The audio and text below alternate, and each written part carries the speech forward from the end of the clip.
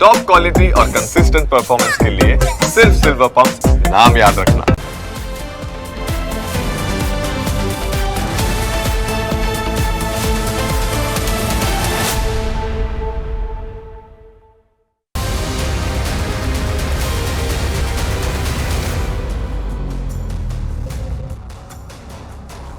વડોદરામાં એક એન્જિનિયરની પત્નીએ પોતાના પગમાં સુસાઇડ નોટ લખીને જીવન ટૂંકાવી દેતા હડકંપ મચી ગયો.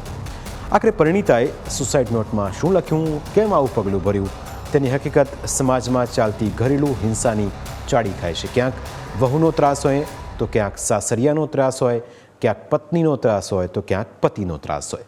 વડોદરામાં જે ઘટના સામે આવી તેમાં પતિ તેમજ સાસરિયાના ત્રાસથી કંટાળીને વહુ સીમાએ જીવન ટૂંકાવ્યું. 10 દિવસ બાદ જ લગ્નની વર્ષગાંઠ આવવાની હતી. સામાન્ય રીતે લગ્નના 3 વર્ષ પૂરા થવાના હોય તો દંપતીમાં ભારે ઉત્સાહ હોય, પરંતુ અહીં તો એવો કંકાસ થયો કે સીમાએ મોતને વહાલું કર્યું. આ કહાણીની શરૂઆત થાય છે ઉત્તર પ્રદેશથી. ઉત્તર પ્રદેશના કાસગંજના રહેવાસી અનિલ કુમારની નાની બહેન સીમાના લગ્ન 22 જૂન 2023ના રોજ હાથરસ જિલ્લાના સુધીર કુમાર સાથે થયા. સુધીર રિલાયન્સ કંપનીમાં એન્જિનિયર તરીકે નોકરી કરતો વડોદરામાં રહેવા પણ આવ્યો.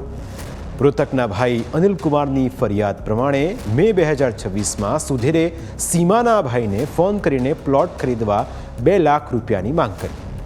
જોકે તેમણે જુલાઈ સુધી રાહ જોવા કહ્યું હતું, પરંતુ સુધીરે સીમા સાથે વાત કરવા દીધી ન હતી. આ દરમિયાન સીમાએ અનિલને જણાવ્યું કે સાસુ સસરા પતિને પિયરમાંથી રૂપિયા મંગાવતા ઉશ્કેરે છે. પતિ પિયરમાંથી રૂપિયા લાવવા માનસિક ત્રાસ આપતો હતો. આ અંગેની જાણ સીમાએ પોતાની માતા અને ભાભીને પણ કરી તેવો આક્ષેપ છે. એટલું જ નહીં, 8 ઓગસ્ટે સુધીરે અનિલ કુમારના મોટા ભાઈ સુનિલને મેસેજ કર્યા, જેમાં તેણે લખ્યું હતું કે તમારી બહેન સીમાને કહો કે મારો ફોન રિપેર કરાવી આપે, નહીં તો હું તેને જાનથી મારી નાખીશ. પોલીસ તપાસમાં સામે આવ્યું કે સીમા અને સુધીર વચ્ચે ઝઘડામાં સુધીરનો ફોન તૂટી ગયો અને ઝઘડા બાદ સુધીર 9 ઓગસ્ટે સવારે ફોન રિપેર કરાવવા ગયો હતો. આ સમયે સીમાએ 8 મહિનાની પુત્રીને ઉપરના માળે રહેતા પડોશીને આપીને તેમને કહ્યું હતું કે હું રસોઈ બનાવું છું, તમે થોડીવાર પુત્રીને સાચવજો. જે કે અડધો કલાક બાદ પુત્રી રડતા પડોશી સીમાબેનના ઘરે જતા ચોંકી ઉઠ્યા. ઘરમાં ગળે ફાંસો ખાધેલી હાલતમાં સીમાનો મૃતદેહ લટકતો હતો. ચોંકાવનારી વાત તો એ છે કે સીમાએ કોઈ કાગળ પર નહીં, પણ પોતાના પગ ઉપર સુસાઇડ નોટ લખેલી છે. આ સુસાઇડ નોટમાં તેણે લખ્યું છે, मैं दुनिया से जा रही हूँ, पति अपने घरवालों को खुश रखे, मैं पिटाई सहन नहीं कर पाई.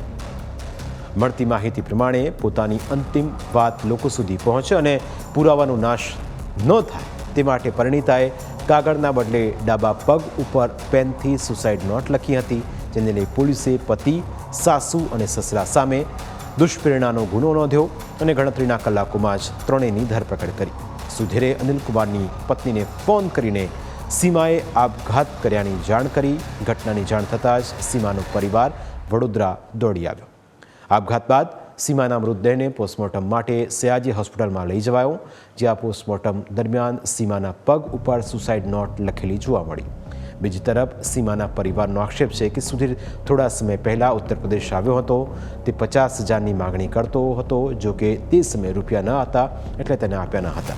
એટલું જ નહીં, પિયર પક્ષ સીમા સાથે વાત ન કરી શકે તે માટે સુધીરે સીમાના ફોનમાં તમામના નંબરને બ્લોક કર્યા હતા. સુધીર પોતાના ફોનથી પણ સીમાને પિયર પક્ષ સાથે વાત કરવા દેતો ન હતો. સીમા તેના ત્રાસથી લાંબા સમયથી કંટાળી ગઈ હતી અને એટલે જ તેણે આખરે આ પગલું ભરી લીધું. પ્રાઇમ 9માં આજે બસ આટલું જ. ફરી મળીશું આપણે સ્પર્શતા મુદ્દા સાથે. ત્યાં સુધી રજા આપશો. નમસ્કાર.